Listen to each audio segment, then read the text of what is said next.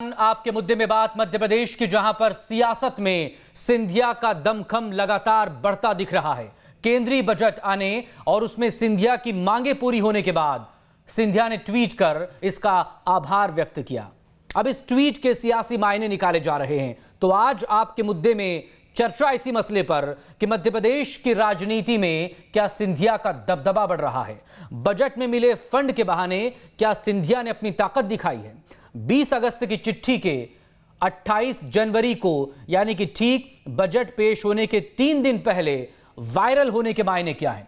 निगम मंडलों में नियुक्ति से पहले क्या यह दबाव की सियासत है। क्या निकाय चुनाव में भी पुरानी लीडरशिप पर सिंधिया भारी पड़ेंगे। तमाम सवालों के जवाब तलाशने की कोशिश होगी। खास मेहमान हमारे साथ जुड़ेंगे, लेकिन पहले ये रिपोर्ट।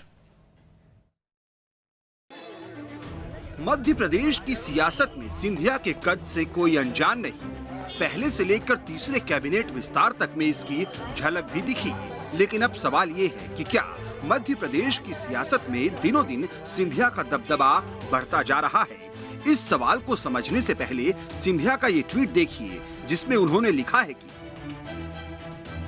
मेरे अनुरोध पर केंद्र सरकार द्वारा बजट में ग्वालियर मुरैना के पेयजल के लिए 250 करोड़, चंदेरी के पर्यटन और बुनकरों के विकास के लिए 75 करोड़ और उज्जैन के बाबा महाकालेश्वर मंदिर क्षेत्र के विकास के लिए 75 करोड़ की राशि स्वीकृत करने पर केंद्रीय वित्त मंत्री निर्मला सीतारमण जी और फाइनेंस कमीशन अध्यक्ष श्री NK सिंह जी का समूचे मध्य प्रदेश वासियों की ओर से हृदय से धन्यवाद। जाहिर सी बात है, सियासतदान जब ऐसे ट्वीट करेंगे तो इसके सियासी मायने तो निकाले ही जाएंगे। तो चलिए इसके सियासी मायनों को तलाशने के लिए 28 जनवरी का सिंधिया का ये ट्वीट देखते हैं। इस ट्वीट में सिंधिया MP के लिए बजट में विशेष फंड का जिक्र कर रहे हैं। अगर ट्वीट की तारीख पर गौर करें तो उसमें 28 जनवरी लिखा है, लेकिन ट्वीट के साथ जो वित्त आयोग को लिखा लेटर अटैच है उसमें तारीख 8 अगस्त 2020 है।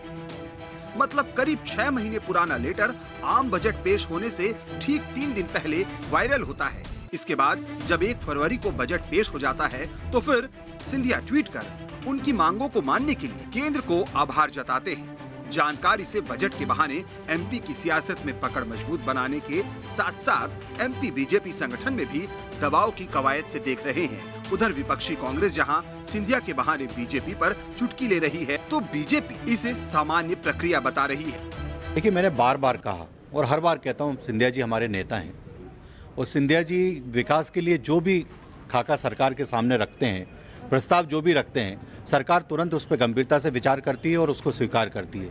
कहीं ना कहीं आज पूरे ग्वालियर चंबल नहीं, पूरे मध्य प्रदेश में जो माननीय सिंधिया जी विकास की बात करते हैं और हमारी सरकार भी चाहती है जनता का विकास हो, इसलिए वो मांगे पूरी होती हैं और जनता का विकास होता है। अरे आम बजट आया, देश का हल्की सी राशि लिख गई तो मेरे चिट्ठी लिखने पे लिखी। अरे वहाँ और भी है, नरेंद्र सिंह तोमर से लेके तमाम जनप्रतिनिधि और भी रहते हैं, उनकी भी कोई भूमिका है। सिंधिया जी को तो झूठा श्रेय लेने की आदत है, झूठा श्रेय लेने में लग गए। जबकि नरेंद्र सिंह तोमर केंद्रीय मंत्री उस क्षेत्र से आते हैं, नरोत्तम मिश्रा उस क्षेत्र से आते हैं, माया सिंह उस क्षेत्र से आती, तमाम कद्दावर नेता भाजपा के उस क्षेत्र से आते हैं। अब सिंधिया जी कह रहे जी मैंने क्षेत्र का विकास किया। अरे आपने कुछ किया तो चुनाव नहीं हारते। अब तो झूठा श्रेय लेना बंद करो। इसमें कोई दो राय नहीं कि बीजेपी में आने के बाद मध्य प्रदेश की सियासत में सिंधिया का दबदबा लगातार बढ़ा है। इसके कई उदाहरण भी हमारे सामने हैं। मसलन कैबिनेट विस्तार में सिंधिया का दबदबा दिखा था। मंत्रिमंडल में CM सहित 31 मंत्री, इनमें 11 सिंधिया समर्थक हैं। मंत्रिमंडल में सिंधिया समर्थकों को कई अहम विभाग मिले। बीजेपी के दिग्गजों को दरकिनार कर सिंधिया को तवज्जो मिली। श्यामला हिल्स में सिंधिया को उनके मनपसंद का सरकारी बंगला आवंटित हुआ। निगम मंडल में होने वाली नियुक्तियों पर भी सिंधिया का दबदबा दिख सकता है। कई मसलों पर दिल्ली में सीधे आला कमान से सिंधिया बातचीत करते हैं। ट्रांसफर पोस्टिंग में भी पसंद को तवज्जो दी जाती है। और अब तो बजट में मिले फंड के बहाने केंद्र तक धमक दिख रही है। वैसे जनप्रतिनिधि होने के नाते अपने प्रदेश के लिए फंड की डिमांड करना कोई नई बात नहीं, लेकिन 6 महीने पुरानी चिट्ठी का अचानक वायरल होना, फिर आगामी निकाय चुनाव और निगम मंडल में होने वाली नियुक्तियों की टाइमिंग को देखते हुए सिंधिया की चिट्ठी और केंद्र को आभार करता उनका ट्वीट कई सवाल खड़े कर रहा है। मसलन MP की राजनीति में बढ़ रहा है सिंधिया का दबदबा। बजट में मिले फंड के बहाने सिंधिया ने दिखाई ताकत। 20 अगस्त की चिट्ठी के 28 जनवरी को वायरल होने के सियासी मायने क्या है? निगम मंडलों में नियुक्ति से पहले क्या ये दबाव की सियासत है? निकाय चुनाव में भी पुरानी लीडरशिप पर क्या भारी पड़ेंगे सिंधिया? Team news state. और इस अहम मुद्दे पर बात करने के लिए वरिष्ठ पत्रकार डॉक्टर सत्यप्रकाश शर्मा हमारे साथ मौजूद हैं। बीजेपी की तरफ से सुमित ओरछा हैं और कांग्रेस की तरफ से शहरियार खान। बहुत स्वागत है आप तीनों लोगों का। सबसे पहले सुमित जी, सवाल आप ही से। 1 फरवरी को बजट पेश हुआ, लेकिन उससे ठीक 3 दिन पहले 28 जनवरी को अगस्त महीने की लिखी हुई चिट्ठी आखिर वायरल कैसे हो गई? मकसूद जी, बजट से पहले मध्य प्रदेश के विकास के लिए कुछ परियोजनाओं के बारे में माननीय सिंधिया जी ने केंद्रीय मंत्री को अवगत कराया था और वो पूरी हो गई है। उसके संदर्भ में उन्होंने उसको प्रदर्शित किया है। इसमें कोई वायरल होने के लिए कोई वायरल किया है या अभी बजट आया है तो अभी वायरल हुई है? पहले बजट आ जाता तो पहले वायरल होती। ये तो प्रदेश के विकास के लिए कोई भी राजनेता छोटे से लेकर के बड़े तक जब कोई प्रयास करते हैं और उन प्रयासों का परिणाम निकलता है, वह विकास में परिवर्तित होता है, तो निश्चित रूप से ही जनता के सामने इस बात का प्रदर्शन करना ये राजनीति में, लोकतंत्र में अपने उत्तरदायित्व के निर्वहन के प्रति जनता को सूचित करने जैसा काम है। यह कोई अनायास या गैर जरूरी काम नहीं है। यह जनता के प्रति जो हमारी जिम्मेदारी है वो हम पूरी कर रहे हैं। इसकी जनता के प्रति एक सूचना है, जनता के प्रति एक जिम्मेदारी का भाव है और इसके अतिरिक्त कुछ भी नहीं। ठीक। सुमित जी, बताना और जताना दो अलग अलग शब्द हैं, इसके दोनों के अलग अलग मतलब हैं। तो बताया गया या जताया गया, सवाल इसी को लेकर तो हो रहा है। और अगर वो जता रहे हैं तो किसको जताने की कोशिश है? इलाके के लोगों को? और अगर वो बता रहे हैं तो क्या वो अपने दबदबे के बारे में बता रहे हैं, संगठन के नेताओं को, सरकार को, कि उनका कद क्या है राष्ट्रीय नेतृत्व की नजरों में? क्योंकि उनके तो किसी समर्थक को मध्य प्रदेश के संगठन में जगह नहीं मिल पाई ना। जिस नेता ने एक अहंकारी व्यक्ति को एक बार ये कहने पर कि सड़क पर आ जा, सड़क पर उतर आओ, कहने पर सड़क पर ला दिया हो, ऐसे व्यक्ति के कद और पद के बारे में मुझे नहीं लगता कि किसी को बताने या जताने की आवश्यकता है। सिंधिया भारतीय जनता पार्टी के समरस और सर्वमान्य राजनेता है। उन्हें बार बार अपने पद और कद के बारे में भारतीय जनता पार्टी के अंदर बताने की आवश्यकता नहीं है। वह अपने क्षेत्र के विकास के लिए, मध्य प्रदेश के विकास के लिए, देश में अच्छी परियोजनाओं के प्रारंभ के लिए युवा राजनेता है, सकारात्मक राजनेता है और इस नाते उनके सुझाव होते हैं और उनके सुझावों को, उनके अनुरोध को सरकार सहर्ष स्वीकार करती है, क्योंकि वो एक परिपक्व केंद्रीय मंत्री रहे हैं, नेता रहे हैं, बड़े राजनेता हैं। तो मुझे नहीं लगता कि इनके बात को स्वीकार करने पर किया सरकार ने तो कोई इतनी बड़ी खबर है। सिंधिया जी आगे भी जो भारतीय जनता पार्टी के नेतृत्व से बात रखेंगे वो भी मानी जाएगी, पहले भी जो कहा है वो भी मानी गई है। वो हमारी पार्टी के नेता हैं। शहरियार खान साहब, कहां इतनी बड़ी बात हो गई?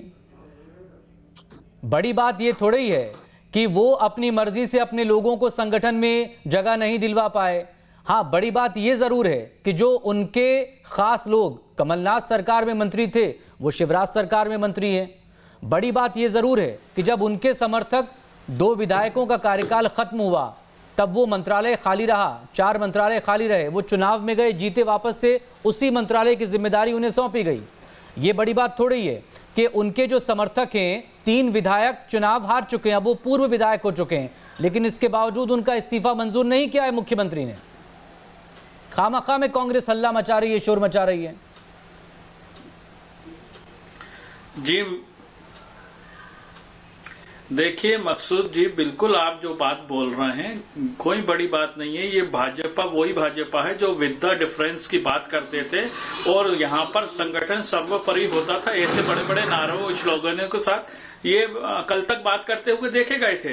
लेकिन ये सिंधिया जी की कलाकारी है कि वो आने के बाद भाजपा में, आज भाजपा को में सम्मिलित नहीं हुए हैं।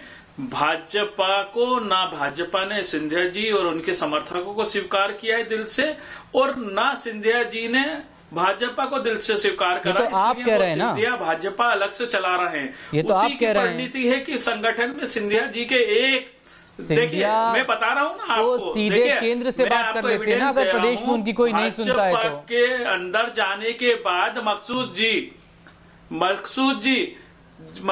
जी जिस कांग्रेस में सिंधिया जी थे तो लगभग 18 जिला अध्यक्ष उनके हुआ करते थे, और जिस ग्वालियर शहर से वो आते हैं इसी भाजपा में ग्वालियर शहर का जिला अध्यक्ष तक उनको नसीब नहीं हुआ। उस प्रदेश कार्यकारिणी में एक उनका कार्यकर्ता नसीब नहीं हुआ, भाजपा ने उनको जगह नहीं दी। इसी भाजपा ने उनके प्रभारी जो प्रदेश प्रभारी है वो ये कहते सुने गए हैं कि सरकार में तो लोग हैं ना उनके, मंत्रिमंडल के स्थान हमारे कार्यकर्ताओं को नहीं मिल पाए। सरकार में है उनके लोग, प्रेशर पॉलिटिक्स में तो कांग्रेस आया करती थी, जो डील बीजेपी के लिए तो उसका हर कार्यकर्ता उसके लिए अहम है। मकसूद जी हम जो सबको अपने अपने हिसाब से बीजेपी जिम्मेदारी दे रही है। 23 मार्च से, मकसूद जी मेरी बात पूरी कर लूं, मकसूद जी मैं अपनी बात पूरी कर लूं।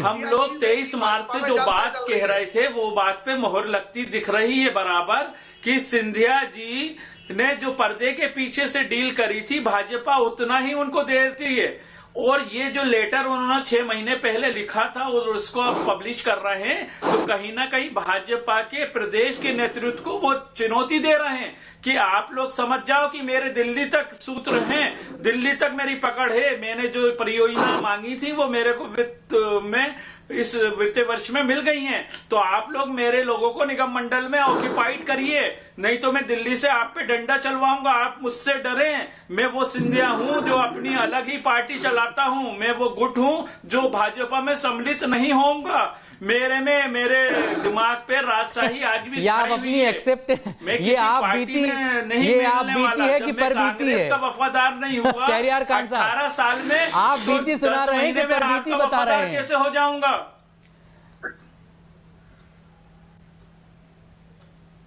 मैं परबीती के संदर्भ में आज की जो भाजपा की परिस्थिति है, ना वो निगल पा रहे हैं ना वो उगल पा रहे हैं। सिंधिया जी उनके गले की वो हड्डी बन गए हैं जो उनको हर पल कष्ट देंगे। आपने तो उगल दिया, शुरुआत है, आगे आगे देखिए क्या होगा। और आपका उगलना ऐसा हुआ कि सरकार भी चली गई जो 15 साल बाद आपको मिली थी 15 महीनों में। कांग्रेस पार्टी, डॉक्टर शर्मा, मैं सुमित जा रहा हूं आपके पास, सुमित जी आ रहा हूं, डॉक्टर शर्मा से बात कर लेते हैं। उसूलों की पे जो वो नारा देते थे ना, उसूलों पे आंच आए तो टकराना जरूरी है। आप बिल्कुल अपने उसूलों पे वो भाजपा में दिखाएं कि कितने उनके उसूल हैं, जिस संगठन में उनके एक बंदे को जगह नहीं दी गई। डॉक्टर शर्मा, जो सिंधिया की चिट्ठी वायरल हो रही है बजट के आने से पहले और उसके बाद बजट में मांगों के पूरी होने के बाद जो वो ट्वीट कर रहे हैं आभार जताते हुए, तो वाकई में क्या किसी को कुछ जताने की कोशिश है? बताने से ज्यादा जताने की कोशिश ये है कि उनका कद क्या है, जताने की कोशिश क्या ये है कि दरअसल उनकी सीधी बात केंद्रीय नेतृत्व से होती है, और अगर वो किसी बात को लेकर मांग करते हैं तो वो केंद्रीय नेतृत्व उस पर सुनवाई करता है।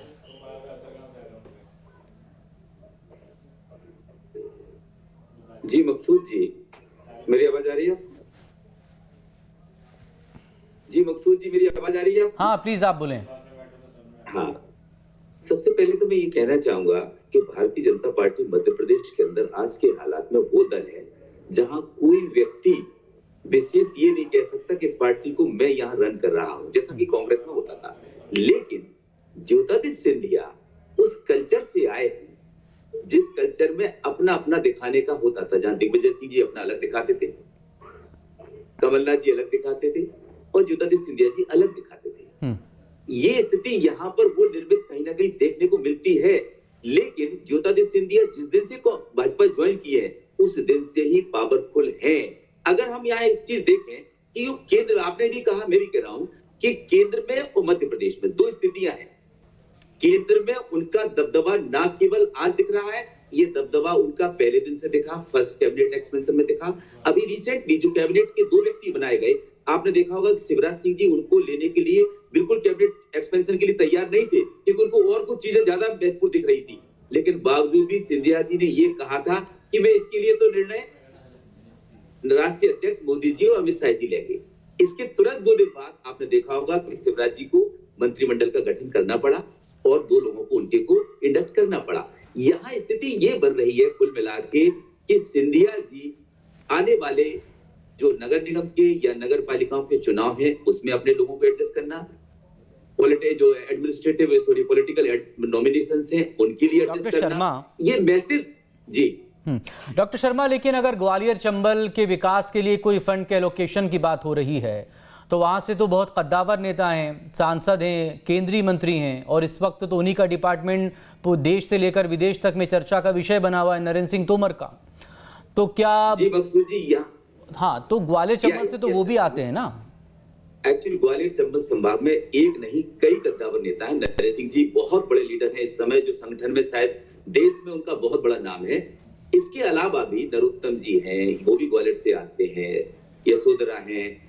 ये नहीं कि केंद्रीय बजट में मध्य प्रदेश का सीएम रहा है, उसमें कई लोगों का कंट्रीब्यूशन रहा हुआ जिन्होंने अपनी अपनी डिमांड की होगी, उनके डिमांड को शामिल किया गया हुआ। लेकिन भाजपा के किसी व्यक्ति ने ये ट्वीट नहीं किया है कि ये चीज मेरे लिए कारण आई है, मैं आभार करता हूं। क्योंकि सिंधिया जी पार्टी में नए हैं, उनको वही स्थिति अपनी मध्य प्रदेश में चाहिए जो उनकी कांग्रेस में रही है, इसलिए उनको ये ट्वीट करना, कहीं ना कहीं पब्लिक में ये मैसेज देना कि मैं बीजेपी में उतना ही पावरफुल हूं जितना कि मैं कांग्रेस में था।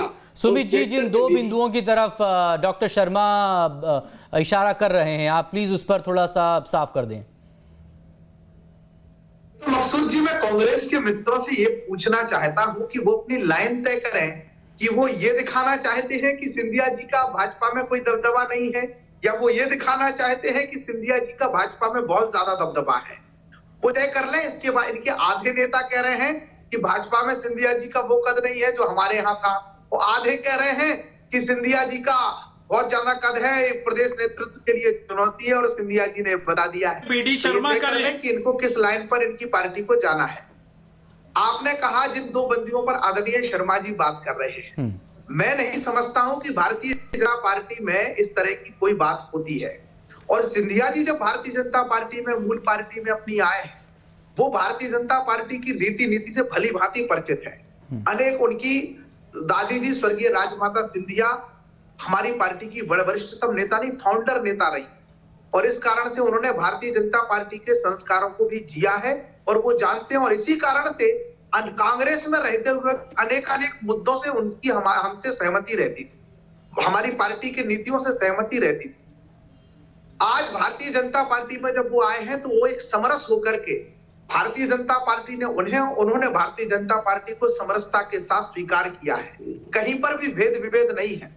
अब यह कांग्रेस की दृष्टि है कि वो इसमें देखने की कोशिश करेगी, साल 2 साल तक देखेगी, साल 2 साल बाद भूल जाएगी, मैं आपको विश्वास दिला रहा हूं। लेकिन ये जो वक्त पर चीजें होती हैं, दृष्टिकोण गढ़ने की कोशिश की जा रही है, सुमित जी, इसका सत्यता से कहीं कोई वास्ता नहीं है। ये वक्त पर जो चीजें होती हैं या फिर अब अपनी इंपॉर्टेंस दिखाने की जो कोशिश होती है, पॉलिटिक्स में तो टाइमिंग बहुत मायने रखती है ना। तो वो वही वाली बरस में उल्फत भी है, मौका भी है, दस्तूर भी है।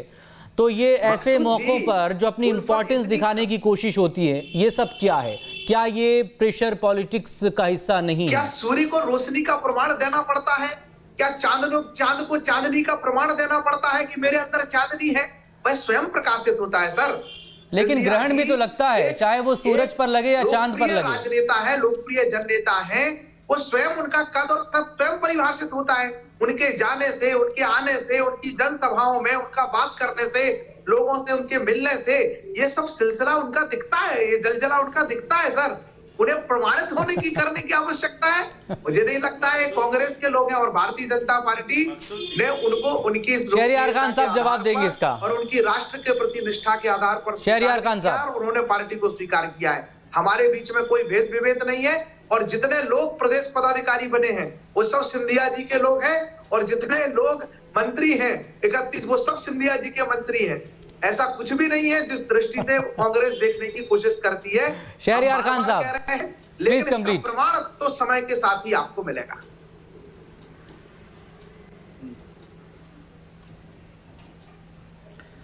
देखिए, मेरे मित्र के बात को और दर्द को मैं समझ सकता हूं कि वो टीवी चैनल पे वो बात को स्वीकार नहीं कर सकते। जो भाजपा के अंदर खाने जो ज्वालामुखी धधक रहा है वो कब फूटेगा। आप देखेंगे, मेरे मित्र बोल रहे थे 1-2 साल में कांग्रेस ही संतुष्ट हो जाएंगे कि क्या है क्या नहीं।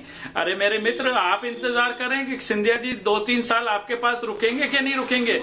जो उनकी राजनीति करने की शैली है वो भाजपा से बिल्कुल इतर है। और आप को जो ये चिट्ठी आई है ये उसी का प्रमाण है कि वो अपने द्वारा किए गए कामों पे मोहर लगवाने की, अपने कोटे में गिनवाने की जो शैली उन्होंने दिखाई है, तो ये भाजपा का संगठन बताए कि केंद्र से क्या प्रदेश का मुखिया जो डिमांड करता है वो उसके प्रदेश के क्रेडिट में आती है, या एक नेता जो वो चिट्ठी 6 महीने पहले की बजट से 2 दिन पहले 3 दिन पहले लीक करके बताए कि ये काम मेरे द्वारा मांगे गए थे जो अब आ गए हैं। तो इससे साफ ये तुलना होती है कि सिंधिया जी आज भाजपा की परिपाटी से अलग राजनीति करने की, दिखाने की जो कोशिश कर रहे हैं, वो ये कोशिश ही उनकी राजनीति करने की असली शैली है, जो भाजपा में लंबे समय तक स्वीकार मेरे को नहीं लगता कि होगी। अगर होगी लेकिन आपके लगने ना लगने से नहीं होगा ना कुछ। शहरयार खान साहब, ये आपके लगने ना लगने से कुछ नहीं होगा ना। देखिए, मेरे लगने ये तो बीजेपी के देखना होगा। चेहरा है ना सिंधिया जी का। मकसूद जी, हमने 18 साल देखा है, ये तो अभी नए भाजपा में गए। अच्छा, देखा है कि झेला है? पारने में बड़ा टाइम लगेगा, अभी मात्र 10-11 महीने हुए हैं। मेरे मित्र जरा धीरज रखें, आपको समझ आ जाएगा। देखा है कि झेला है, वो बड़ा, वो बहुत। शहरयार खान साहब, मंडल के चुनाव के बाद जब सिंधिया जी, शहरयार खान साहब, वो बहुत मशहूर शेर है किसी शायर का, जो गुजारी न जा सकी हमसे, हमने वो जिंदगी गुजारी है। तो आपने गुजार ली, 18 साल आपने गुजार लिए। Sumit ji please complete a final comment doctor Sharma से लेंगे। सुमित जी। बिल्कुल मकसूद जी, भारतीय जनता पार्टी के प्रदेश अध्यक्ष माननीय विष्णुदत्त शर्मा जी ने अभी पन्ना खनन परियोजना के लिए केंद्र सरकार को और राज्य सरकार को पत्र लिखा था, और पत्र लिख करके जब वो उस पर सरकार ने ये दिखा दिया कि हाँ हम इसको यथावत अभी चालू रखेंगे, तो उन्होंने उसका आभार भी व्यक्त किया। तो क्या प्रदेश अध्यक्ष जी को अपना जलजला और जलवा और अपनी पहुंच दिखाने की जरूरत थी? मैंने कहा ये जनता के प्रति प्रत्येक राजनेता करता है। सिंधिया जी ने कोई अनोखा काम नहीं किया।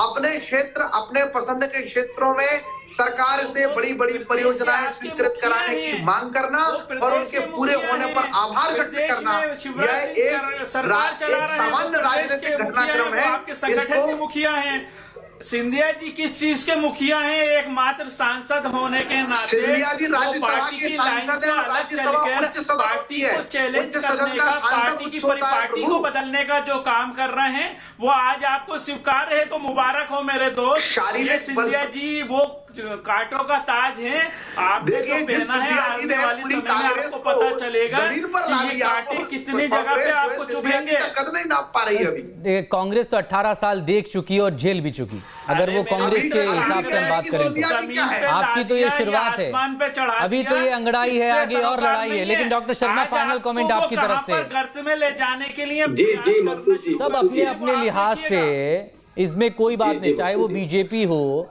या फिर कांग्रेस हो या कोई और पॉलिटिकल पार्टी हो। हर नेता का अपना कद होता है और हर बड़े नेता के अपने कुछ समर्थक होते हैं जिनके लिए वो खास सॉफ्ट कॉर्नर रखता है। वो चाहता है कि उनके लोग जितने मजबूत होंगे, नेता उतना मजबूत रहेगा। इससे इनकार नहीं किया जा सकता। लेकिन ये जो इन दिनों नजर आ रहा है, क्या ये प्रेशर पॉलिटिक्स का हिस्सा है? बीजेपी इसे एक्सेप्ट करे या ना करे, क्योंकि कांग्रेस भी इससे पहले एक्सेप्ट तो करती नहीं थी। जी जी जी मकसूद जी, मैं 2002 के बाईपोल की बात करूंगा। गुना लोकसभा कॉन्स्टिट्यूंसी से सिंधिया जी ने उनके पिताजी की मृत्यु के बाद वहां से सबसे पहला चुनाव लड़ा। 2 साल बाद कांग्रेस की गवर्नमेंट बनी, उसमें वो मंत्री हुए। फिर कांग्रेस की गवर्नमेंट बनी, उसमें मंत्री हुए। जब वो इतने यंग थे, बिल्कुल न्यूली थे, सांसद भी नए थे, इसके बावजूद उनको केंद्रीय मंत्री बनाया गया। आज वो परिपक्व नेता है और इस स्थिति में केवल वो राज्यसभा सदस्य रहकर तो शांत नहीं रह सकते हैं। उनको कहीं ना कहीं ये चीज जरूर खटकती होगी, क्योंकि वो उनको प्रदेश में उनकी जो लॉबी है, प्रदेश में उनके जो लीडर्स हैं, जो उनके फॉलोअर्स हैं, सपोर्टर्स हैं, उनके लिए उनका कद पार्टी में या सरकार में होना बहुत महत्वपूर्ण है। अतः कहीं ना कहीं ये मैसेज है कि यूनियन मिनिस्ट्री में उनका स्थान होना चाहिए।